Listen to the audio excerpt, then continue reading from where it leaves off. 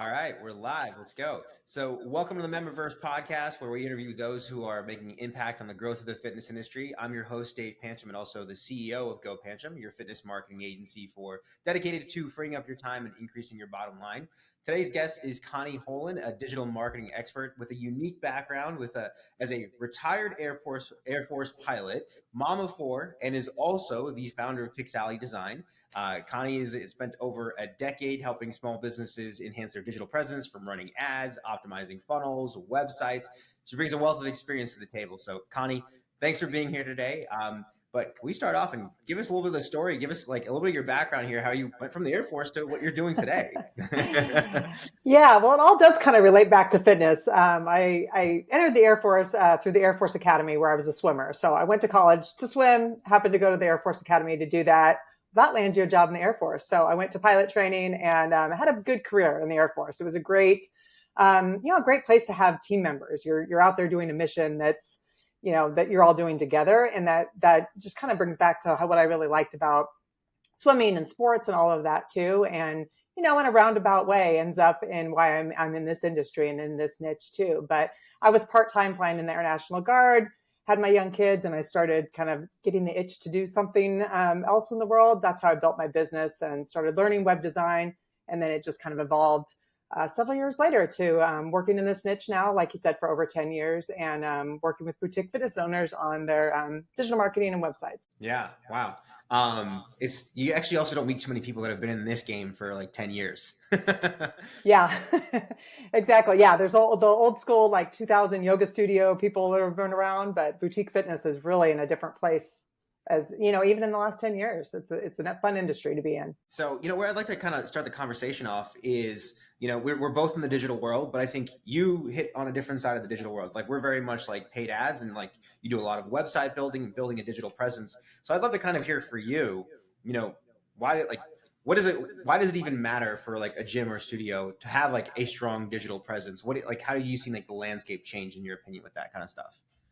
Yeah, I mean, it is today's business card. If you think about how, what you do when maybe a friend mentions the new brand or a product or a restaurant or anything, the first thing you do is you whip out your phone and you go to the internet and you see whether you can trust it. You see whether you think you would like it there, whether you would like that what their services, what their offerings are. And if it looks legit to you, right? That's the first thing that people do. That's how you filter out recommendations and evaluate different opportunities for your life to make your life better. So your digital presence as a business is like the always available 24/7 out there business card, big sign that you have into the world. And of course, there's a lot of different channels. There's, paid ads, there's Google search, all of those different channels pretty much land people on your website. So the website is the core of that and the brand that you're presenting into the world. All roads lead to your website because that's where they can book and that's where they can give you money. And that's what you need as a business owner. So your digital presence is just, it's the way that businesses do business these days. And that's across a bunch of different platforms, but the website's the one that I like talking about best, of course. Yeah. The website's kind of like that. In essence, it is their funnel, right? Like that's where all of your traffic should be driving everybody towards. When you think of the term like digital presence, do you think of typically are you thinking of website? Are you also including social media? Like, what is your definition of like a strong digital presence? Yeah, I think I am including all the touch points that people have on the internet in the digital world with your brand. And I think all those different touch points need to tell the same brand story. How you do that is a combination of photos, your branding, your fonts and logos and colors and textures and how you design things. And your brand message, really very importantly, the copywriting, the words that you're using to describe your services and the brand story, the experience that you offer to people. So it's a combination of those things. So I define your digital presence as your brand, and underneath your brand is all those things, those creative components that work together. And then, it's going to look a little different on all those different platforms, but it should tell the same story. You should be identifiable regardless of whether someone finds you on TikTok or finds you on Google or finds just types your website in. Regardless, all those things are related, and they are your digital presence. Can you elaborate a bit more on like brand and your brand story, and more so, how do you, I'm sure you've come across many clients or studio owners before, and like they're going the complete wrong direction with this. It's like, what are the common mistakes that people are making when they're thinking about trying to formulate their own brand story for their business?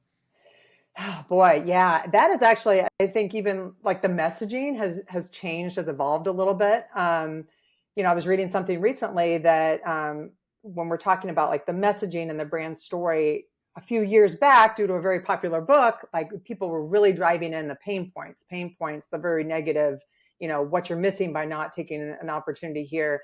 Now people are kind of over that in today's society. They're tired of being kind of drugged down and like, you're going to lose everything if you don't take out on this. So we're backing that brand story is skewing a little bit towards more of the positive than the negative side. Definitely have to identify, and you have to meet those people, your prospects, where they are. And that starts from a point of wanting to change something there in their lives. But I think the brand story is moving a little more positive. And it's, this element of trust has to be there. I think just in today's society, we're not as trusting of businesses of all sizes. And so that element of trust has to be there too. That gets conveyed in being consistent in the brand message that you have, and then also being consistent in the visuals that you have too. So kind of a lot goes into that brand, what you want your brand to be. But, I think a lot of fitness businesses, they have a business, but they haven't given a whole lot of thought to having a brand. And a business and a brand are not the same things. You can operate as a business, and if you haven't put intentional thought into what your brand is, then you're not amplifying it in a really good way. So I think that the brand is missing in a lot of the core goals of fitness business owners, which is lead generation, it's marketing, it's getting out there. But if you don't have that brand piece, you're just going to be fighting everything uphill battle. So I think it's really critical to everything that you do in your digital presence. Yeah, I don't see, maybe outside of like franchises, I don't think most independent, studio owners that I've noticed have like a really good like brand message. And it's just like, we're a gym, we help you get in shape. And it's like, well, what makes you different from the other person down the road? Yeah, exactly. You nailed it. Yeah. If you can put your logo or put someone else's logo on your website and it wouldn't change, it wouldn't stand out at all, then you don't really have a brand. You're not competing on anything different. So I want to kind of dive into the topic of talking a little bit about traffic, right? Getting people to basically come to you. What we do a lot with paid ads, right? Like we're basically pushing our message in front of people and trying to interrupt them and drive traffic to us. I think where you come from on the other side here is, bringing inbound traffic, which is like Google My Business and SEO. And I don't think that's probably like, there's not enough attention, I think, on that kind of stuff. But I know like everybody wants leads that come to them, right? Best possible leads that you can ever have, right? Like they've already nurtured themselves. They already have like understand a bit about your business. But can you help me first? What is the difference between like Google My Business, SEO? Is there a distinct difference there? Like, can you help make sense of that first? Google My Business is a piece of your broader SEO strategy or your search engine optimization strategy, specifically your Google Business Profile. And it was Google My Business. Now it's Google Business Profile. Google likes to change names all the time. Same thing if you hear them both ways, but it is literally the thing that puts you on the map. So if someone searches, gym near me, and Google knows, okay, they're looking for someplace close to them to go to because of the way they search, the intent that they search, the first thing that's going to pop up is a map with highlighting 3 businesses. That's the Google Business Profile. And so I think it's the tip of the spear on your local SEO efforts, because it is in most cases, 90% of online experiences start with a search and 80% of those are Google. So in most cases, that is the very first thing someone's going to see if they start looking for something that shows that local buying intent. So for a local business, I think Google Business Profile is the number one place to start when you talk about SEO. SEO is a bigger topic. There's lots of different strategies there, but for a local business, like it's free. Google provides it for you. It is the first thing that is the most important thing. When I look at like the website analytics from established fitness studios compared to, ones that are in their first year or two, the established studios have about 60% or more of the referred traffic that comes from Google or search engines. Compare that to a brand new studio who's going to have to hustle a lot more, right? They don't have that credibility that takes time. They are going to have to put more into ads, into social media, into doing things to disrupt people and to get their message in front of people that way. Whereas those established people, those 20 plus year yoga studios who've been around forever and have that credibility in Google, they're getting a bunch of free traffic just because they've established that over time. Google rewards businesses that have been around for a while. So yes, Google Business Profile. And then that's also very highly linked to the optimizations that you have on your website, particularly your website homepage, are the places when we're talking about getting more visibility, free traffic from search engines. That's absolutely where to start for a brick and mortar studio. There's a lot of other things you can do after that, but I see studios jumping to these other things because they have a marketing agency telling them you need to blog, you need to do these other things. When they don't have that core stuff done, that free stuff done, you're just missing the low hanging fruit. You're kind of climbing over it to do the extra stuff. So yeah, what are those low hanging fruit? Because when I think of SEO, a lot of time, my first one is like blogs. That's the first thing that my mind goes to, and it seems like it's the shiny object. I'm like, that's probably not the first thing you should be doing. Yeah, exactly. I mean, for my business, like the blogging is how I get leads. I'm not a brick and mortar business, right? Like that content, that rich content absolutely works for a certain type of business. But for a brick and mortar studio, all you really care about is the people who are within a 10, 20 mile radius of your studio. So it's a different kind of search optimization. So some of the first things I would do is the very first thing I would do was define what it is you want to get found for in the search results. So start with the end. What is it that is actually going to be the money making search terms that are going to move the needle in your business?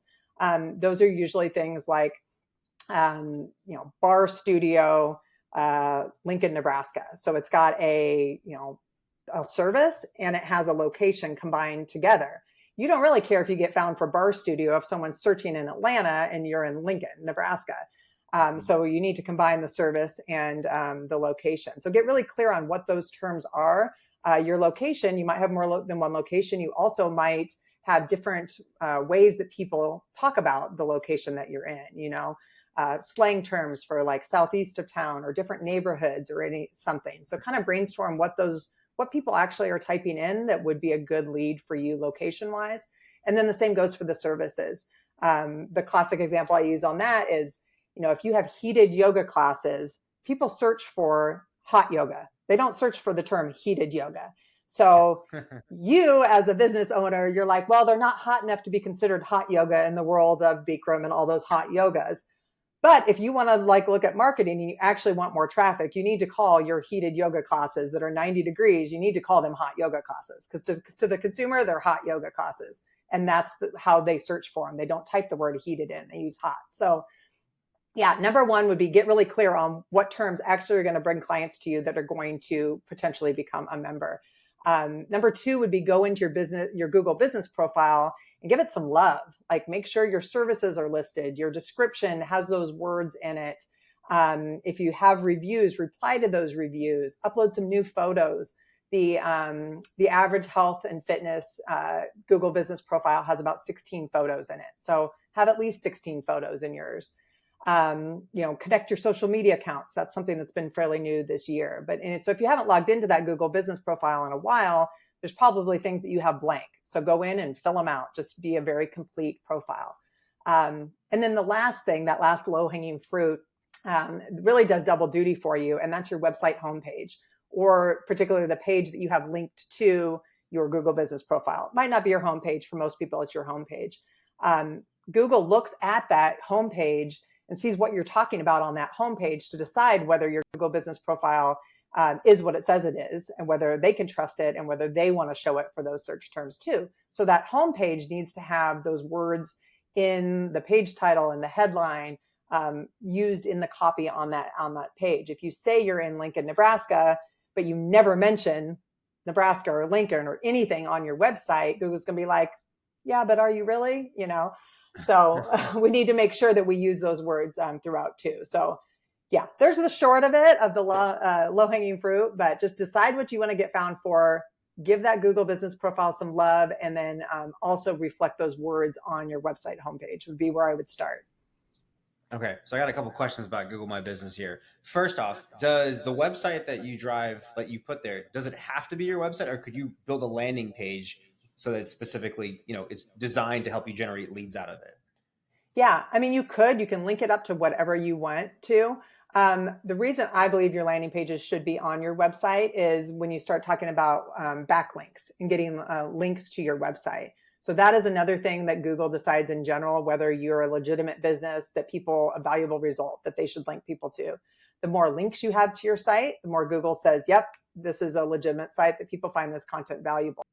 So that's another indicator that Google looks at. So if you have a landing page that's on a different domain, and it's domain based. So if it's on a different domain, it's not you're not getting any of that.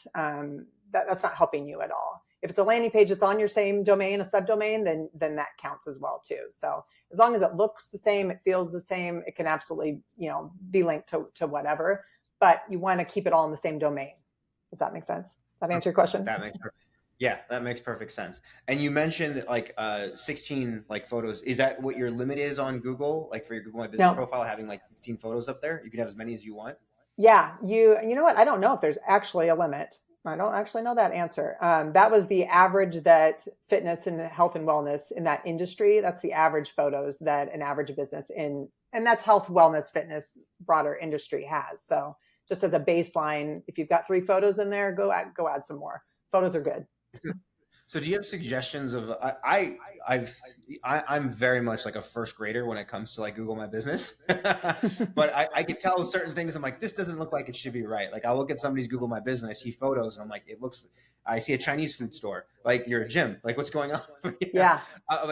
What should they make sure that's actually being shown there? I guess what does optimized probably look like for the photos specifically? You mean? Yeah. Well, one, they need to be real photos of your real space. If you have a brick and mortar space, I do see that sometimes more on the spa wellness side, but where they're using stock photos because they don't have photos of their own space, but photos of your real space. You don't want to introduce that element of doubt of that you're hiding something by not showing real photos. So, and then Google wants to see just kind of the full experience of going to your business. So you want a picture of the outdoor, the exterior, the entry door from the street or whatever. You want a photo of the lobby, of the front desk. You want a photo of the workout rooms, the equipment, the staff, the instructors, the locker rooms, whatever you have, whatever facilities you have. One of the mistakes I see is some studios just have, maybe they have a lot of pictures, but they're all group classes. They're not showing the depth of what their location and what their services are. So you just kind of want to get a good sampling of all of those things as someone would walk through the entire experience, showing your team photos, showing instruction actually happening, depending on how you work. So just a good sampling so that it's really kind of a snapshot of, if someone went to your Instagram feed or someone went to your website, they would want to get a feel for all the things that you do. So definitely do that on your Google business profile as well. Yeah, it makes perfect sense because we say something similar. It's when we run ads, usually 30% of people that see your ads, they don't actually click on them. They start the research process. They go Google you. They check out your organic social media. They want to get more of that story. And so if you're dropping the ball over there and you're showing the Chinese food store, you're not helping yourself give this person the information that they need to actually become a conversion and somebody that actually walks in your door. Yeah, exactly. So, you mentioned about showing up in search, right? You have the Google Map Pack, right? That's your top 3 results. Correct me if I'm wrong here, but it's if somebody searches gyms near me, there's 2 ways someone can show up. They can show up in the Map Pack, and they can also just show up as a search result, right? Yeah. Well, there's 3 ways if you count ads. Ads would be yeah. Yes. So what is of course, right? Yeah. What is the right. What's the let's take ads out of the equation first here. What is harder? Well, I think what is easier to start showing up higher in search results for? I would assume showing up organically, your website as the number 1 website ranked there, not the Map Pack, is a much longer process. It is. Yeah. Your website is a little bit easier to rank usually, and it just depends on the competition. But That map pack depends a lot on reviews, how many reviews, the ratings of reviews, also the velocity of reviews. So that means like, did you just do a big push when you opened, or do you have a steady trickle over 10 years? Google likes it when you have a steady trickle of reviews. You can't just create that overnight, right? You have to actually have been open for that long. So in that map pack, Google does definitely reward businesses that have been open for a long time. Below the map pack, like you said, that's the organic website listing. So specifically just your website. That's where you can move up a lot quicker, just because a lot of studios don't have real great website content. So if you pick a search term, and this is where you have to go back to the beginning, be like, what search term specifically do you want to improve that ranking for? That's where you can then create a blog post. You can create a landing page. It's maybe not a part of your main navigation, but that's on the back end of your website. I've done this. An example of this would be like, there's a certain neighborhood, like a small neighborhood name that you want to target. That's close enough to you. It's not going to be the like headliner of your website, because you want to go for the city, the actual city for your location keyword, but you want to make a landing page. It's real robust. That specifically is Google's going to love it if someone's searching for that specific neighborhood, because no one else has content about that fitness in that specific neighborhood. That's a great way that your website can jump way above your competitors if you go more specific and offer valuable content to that very, it's long tail keywords is what we call it, but very more like specific, more relevant, niche relevant pages of content on your website. That's wild. I actually thought, so I've been clearly thinking it's the opposite. I thought it was you can get to the map pack faster than organically ranking through Google. And it turns out it's the complete opposite of that. Yeah.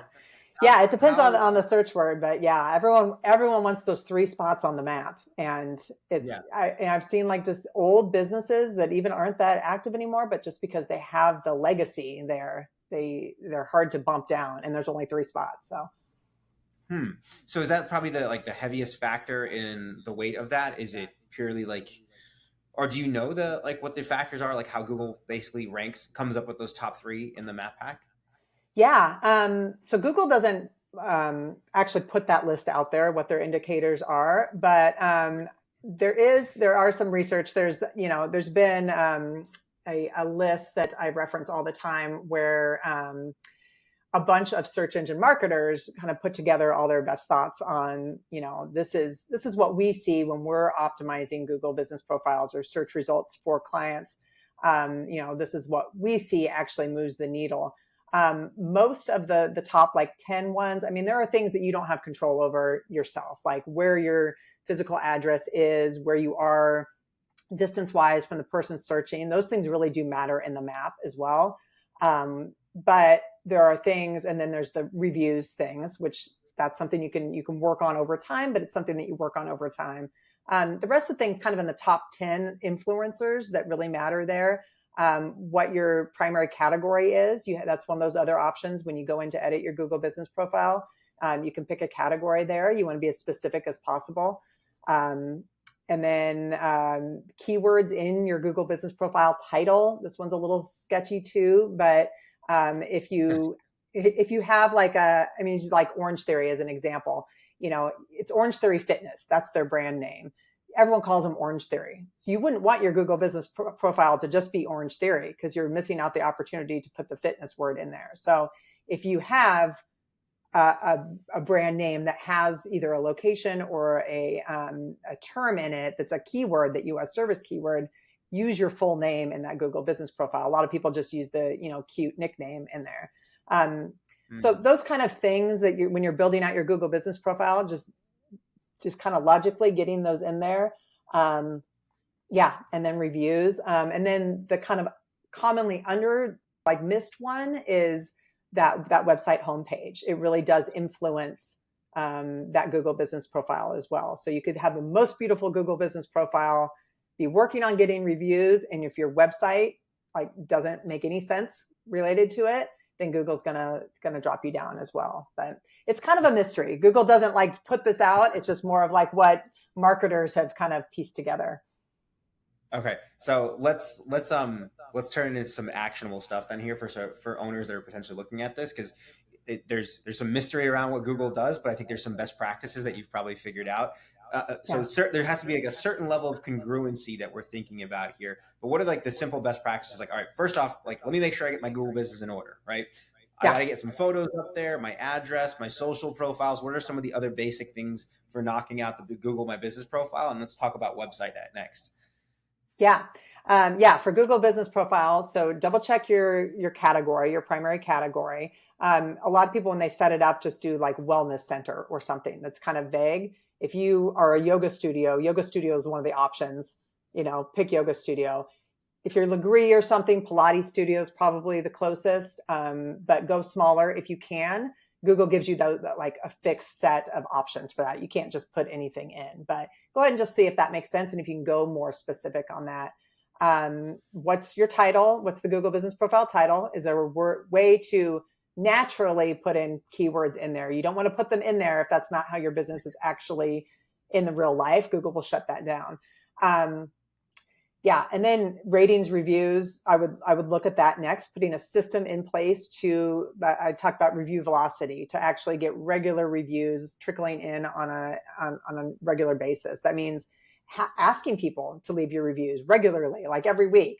I like to have a little like business card with a QR code to the Google reviews site. And then someone, maybe put it into your sales system. Someone at your front desk can ask a different member every week, hey, do you mind leaving us a review? It really helps us, and hand them the card. That's the best way I found to actually get it to happen. But put a system in place for those reviews to happen.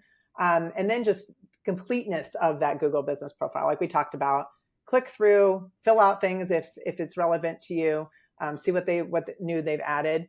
That would be the top line little checklist on that. And adding on to the reviews, I would just say for anybody that's listening, the first thing I would do is if somebody becomes a member, ask them to leave a review. I know and you can give them some incentives to do it. Can you incentivize a review, or is the problem you can't incentivize positive reviews? Ooh, that's a good question. I would say as long as you don't put it digitally on the internet, for Google to find, but I don't know. That's a good question. I don't know if it matters. Yeah. I know there's like things with like review gating and stuff like that, where you can, if you ask someone to leave a review, and if they want to leave a low review, you don't let them get to your Google profile. Yeah. I've heard of things of doing that before, and Google doesn't obviously like that, but I would suggest anybody out there, like you're probably regularly signing up members every single month. I would make sure that every time somebody signs a membership, they're going ahead and leaving your Google review. You could probably get 5, 10, 15, 20 Google reviews like every single month, moving that way. Mm-hmm. So now talk to me about the website, right? Like this congruency piece. Like, how do we just make sure, I'm sure it's not like rocket science, but I'll tell you this from my experience. We've also had some clients where I went and looked at their website, and I'm not a website expert, but I was confused. I was like, I don't understand what you're trying to say your business is here, or what your modality of fitness actually is. And this is confusing. So that's just a website design piece and copywriting messaging piece, but I'm sure there's much more to it. Yeah. Yeah. And if you're confused, then chances are their prospects are confused as well too. One of the things that I notice when I audit websites a lot is sometimes I have to literally hunt for where they're located in the world. And in this post-pandemic virtual studio, you're probably not the only studio with your name or a similar name out there. So your location, and I feel like I'm just hammering this, but it is your biggest differentiator. And so if I have to go to your contact page to find out where in the world you're physically located, that's red flag number one. So, definitely make people feel like they're in the right spot. Even if someone just word of mouth, talked about your studio, and you go find it on Google, and then they need to feel that like, I'm in the right place. That's what your homepage is trying to do. Like, you're in the right place. We understand you. Here's what we offer, that clarity piece as well. So that's funny. You mentioned like the ambiguity in the messaging as far as what type of fitness, like what do you actually do? If we're talking about Google too, you want to be really clear and call things the way that people search for them, the kind of cutesy names for referring for your stuff. It confuses Google, and it also confuses real people who aren't as familiar even with the nuances in the fitness industry as we think they should be, because we're in the fitness industry, right? So clarity and trust are number one when you hit that homepage. I'm in the right place. This is where they are. This is what they do. And I'm interested. That's all your homepage has to do. Like, they get me. I think they can solve my problems as a consumer. Next, I would say with looking at a streamlined navigation. That's, again, another thing that really gets people overwhelmed when they look at a website. When they're overwhelmed, they'll move away. A ton of different things in navigation, a ton of things in the drop down that aren't really organized very well. When I look at website analytics about what pages people actually go to, it comes down to about 5 pages that get all the traffic for a boutique fitness studio. That's the home page, the schedule page, the pricing page, the about page, and then possibly a new client page, landing page, particularly if they're running ad traffic to it. So focus, if you're going to clean up your website and make it have more clarity and make it have more brand message, focus on those 5 pages, because those are the pages that people are going to, and they need to be able to easily find those pages too. So, up across the top, they need to be named that and easy to find. That would be the start. So interesting. I could go on and on. You'll have to stop me on this. So. I just want to make it as actionable and easy as possible for people, but you made it very, very simple. It's just like, focus on these 5 pages. Don't worry about all the stuff. Should they even worry about a blog at any point in time? It's just like, when does that really become part of the equation for the average person, kind of like trying to make this work? Yeah, blogs are a great vehicle for content. And in this day and age, content is really important. It's a good piece. I would say it's not critical. I think if you are a boutique fitness owner and you're like, I need clients now, go run some ads, get the basic SEO in, go run some ads, go do some grassroots marketing. There's other things that you can do. Content is the long game. And blog content doesn't always have to be for SEO purposes either. People kind of forget that too. It's a great vehicle for if you have thoughts you want to get out there, if you write email newsletters that you're like, that was really good stuff. I would like to have that someplace where it's not just, lost in people's inboxes. I can refer back to it in 2 years. It's a great reason for a blog. So use a blog for frequently asked questions. It establishes that expertise. And you can also use it to, when someone has a question in the studio, you can be like, oh, I've got an article on that, and send them the link. So some good reasons for that. If you as a studio owner, and this gets into a little bit of, trends of where kind of SEO is going. But as you as an industry thought leader, as a studio owner, if you want to take the role as an industry thought leader, you have perspectives and opinions about fitness, about where your modalities fit into the greater, fitness and wellness world. That's a great reason to have blog articles. Google is, with their latest update, they are prioritizing pieces of content that show a level of expertise, right? They're trying to balance out all that kind of light AI generated content. And they want articles that share opinions and expertise from people who have been in the industry doing it and have that experience. So that's a great reason to use a blog and to get some articles, some thought leadership out there. If you can do local tie-ins as well, this is where the SEO piece can be beneficial in a blog. I've worked with clients who have, what I'm trying to avoid here is like, I've worked with people who have spent $1,500 a month on a content agency to write blog posts for them. They've got a lot of great content and they have a lot of traffic coming to it, but none of it's coming from their local area. It's all from different countries or different states. So if it's generic enough content, like the SEO is not going to be helped by it. But if you can write content on your blog that is tying into local events, so you're contributing to a conversation that's going on locally, you could get picked up by media spots. You could promote local partners, that type of thing. So if there's a local tie-in. And then the last kind of reason for a blog, I would say, would be to create some video. And so repurpose some topics you may have already written about on social media. Google owns YouTube. So Google likes even showing YouTube videos in the search results all by itself. So if you have some content that you want to, put a video on YouTube about a specific topic, also put that in a blog too. You already kind of did it. You might as well kind of pull it all together in a blog. So to answer your question in a long way, yes, blogs can absolutely be useful, but they are not, if a business is like, I need to get, people in the studio right now, a blog would not be where I would start. It's kind of a like further down the road tactic. Yeah. You earlier what you were saying there, you kind of hit on something that I've been very, very curious about. And you talked about like, if you're going to do blog content, make sure you're like, if you have special opinions, put those out there.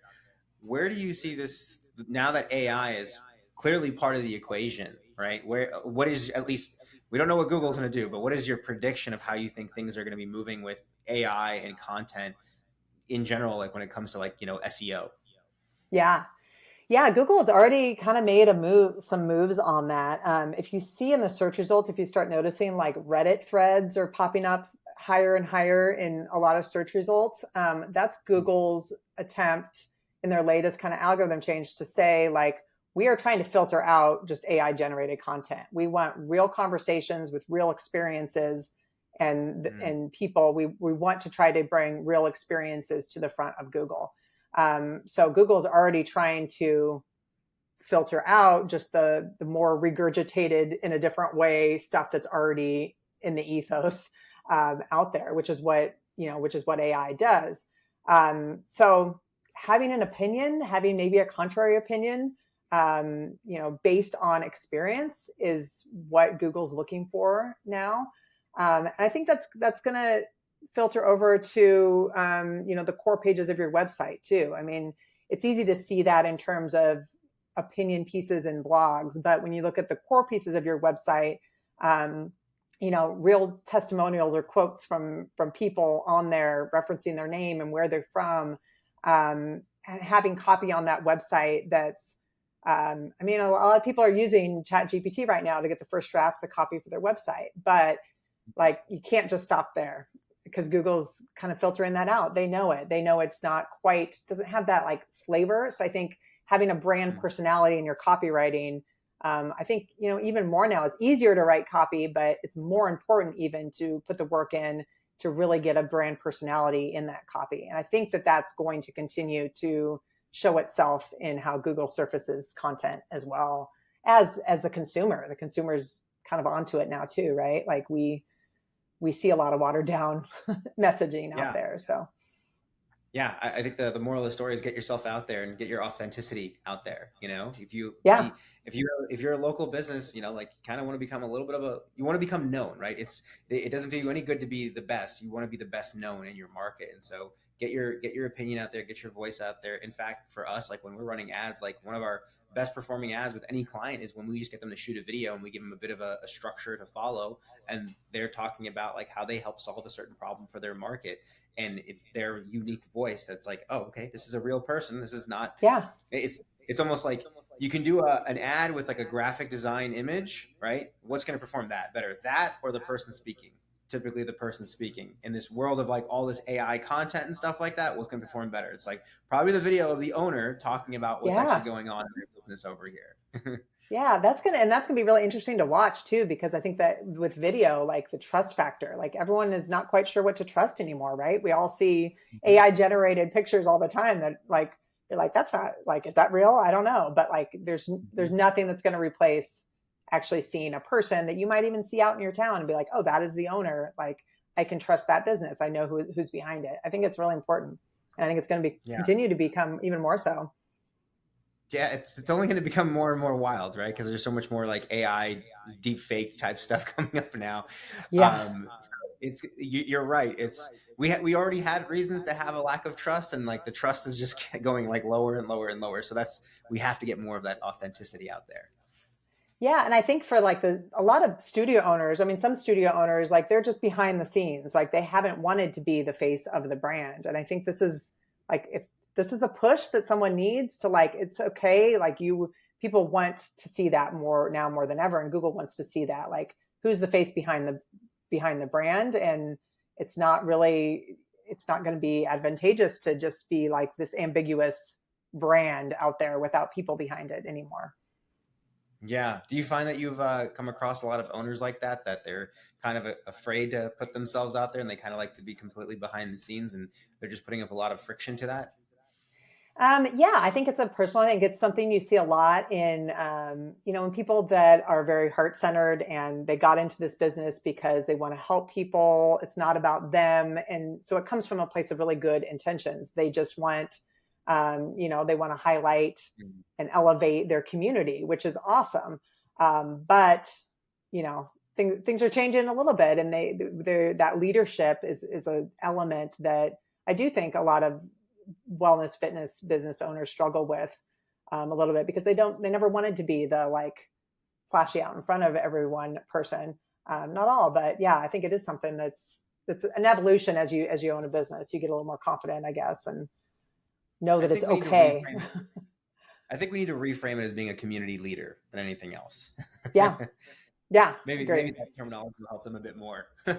Yeah, agree. Well, Connie, this has been awesome. I guess my last question for you would just be here. You've given some really good actionable insights, and I just always kind of want to simplify this down for somebody. Let's see, what are the actionable insights for somebody here? Number one, let me just go do the basics. Let me clean up my Google My Business profile. Any other small, let's keep it to 2 or 3 things overall that somebody should just go focus on. Let me make sure these things are done right, so that I'm optimizing my opportunity to generate business. Yeah. After you go, optimize, spend some time in your Google business profile, go to your website and check what your homepage title is. And if you're in a Chrome browser, if you hover over the tab at the top, you'll be able to see what that homepage title is. In most platforms, you could Google how to change it. You can access that to change that. In Squarespace, it's really easy. But you want that homepage title to include your main service keyword and your location and your business name. So hot yoga studio, Sacramento, California, and then whatever the brand name is. A lot of times I see them, it'll take you 5 minutes to do, even if you don't know where to go to change it.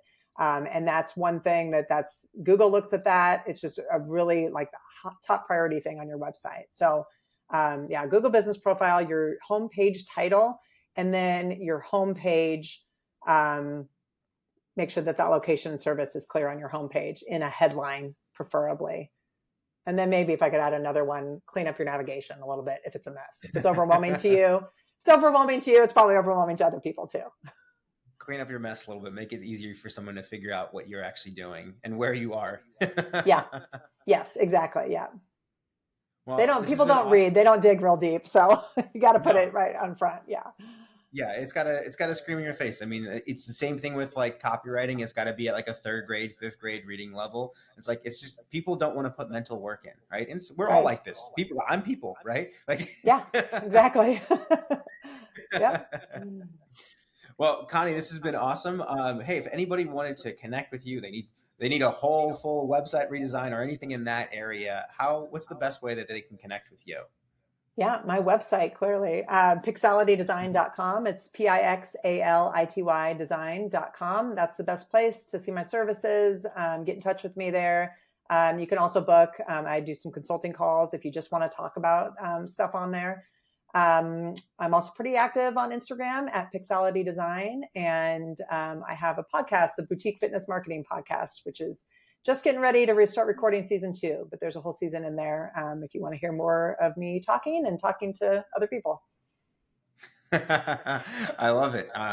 Thank you, Connie. I didn't know you were so super active on Instagram. I'll be giving you a follow there as well, aside from I've already been listening to the podcast. But thank you so much for hopping on today. It's been awesome to hear a bit more about your story and how you're making an impact on the industry. All right. Thanks for having me. This was great.